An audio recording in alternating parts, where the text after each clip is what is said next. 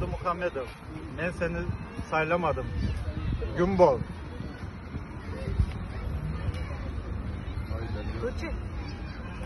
Ben Kurbanqulu Berdimuhamedov, ben seni seçmedim, ben seni saylamadım. Gümbol. Kurbanqulu Gümbol. Kurbanqulu Berdimuhamedov, ben seni saylamadım. Gümbol.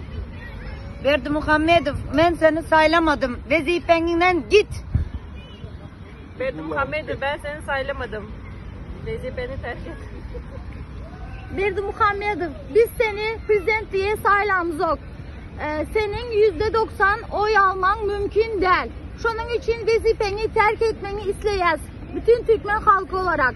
Senin bugüne kadar, bugüne çenli ettiğin bütün hem mezada sesimizi çıkarmadık. Yöne bundan son halk ayağa kalktı.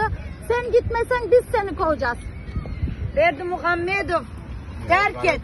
Berdimuhamedov, terk et.